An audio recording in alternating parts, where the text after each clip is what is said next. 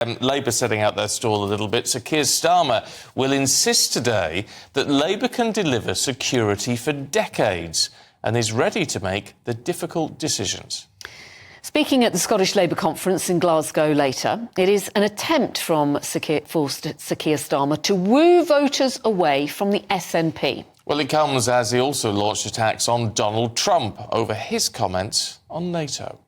Joining us now to talk about all this is political commentator Sophia Worringer. A very good morning to you. Thanks for being with us this early on a Sunday morning. Interesting that Sir Keir Starmer has been in Germany having one-to-one meetings with leaders, and he's made some really interesting comments about Donald Trump over NATO, almost trying to, get himself ready for that potential long stay visit to number 10 this year.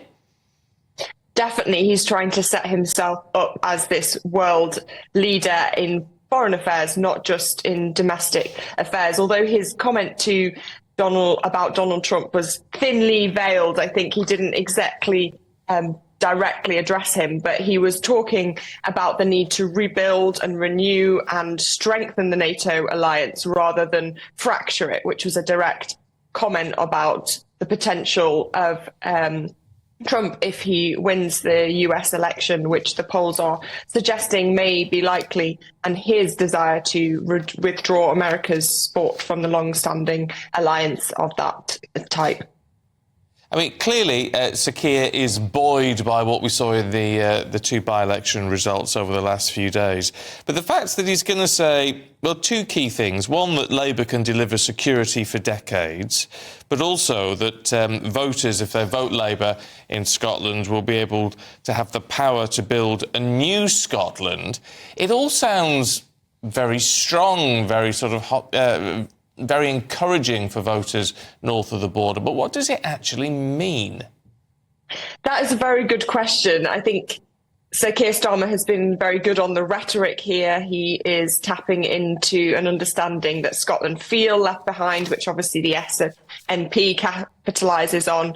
But it's very hard to understand what he means. He talks about the scars left by moving away from traditional industries in Scotland, such as coal mining and steel, and yet he doesn't really say how he will marry his desire to keep Scotland buoyant and have its reliance on these energy consumption industries, and yet also meet his green targets, which obviously seem at odds with his criticism of how Scotland moved away from coal mining. So it's quite difficult to understand exactly what he is promising Scottish voters, apart from grand notions of more close working with local government, etc., to try and peel off some of that SNP vote, which obviously is very clear that they want more independence. But obviously the problem is in Scotland that a lot of the policies that the SNP are promising, a lot of the things that they say voters want, are things they can deliver already. They don't need an independent Scotland to be able to deliver that, and yet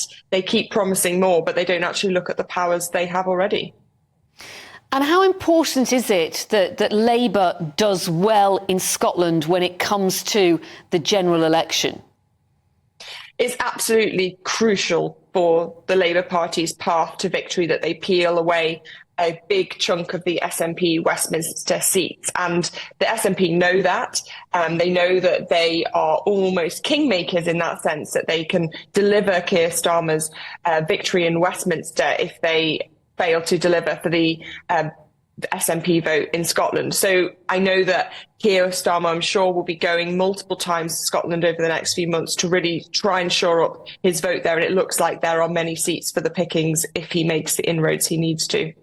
Talking of heading off on visits, David Cameron's, the Lord Cameron, we should say, the Foreign Secretary as he is now, heading off to the Falklands. Interesting. So David Cameron, Lord Cameron, as you said, he continues to make strides on the international stage, again making, I think, now really in his stride in this new role, and identifying a key threat there in the Falklands. We know that the Argentinian president has made more overt criticisms of the British government, and it will be something that the foreign team in the government are really concerned about, because not only do we have threats and problems in Ukraine, and obviously the situation in Israel and Gaza continues, but this new potential front of Falklands is something that they will be very concerned may escalate. OK, Sophia Worringer, good to see you this morning. Thanks very much indeed.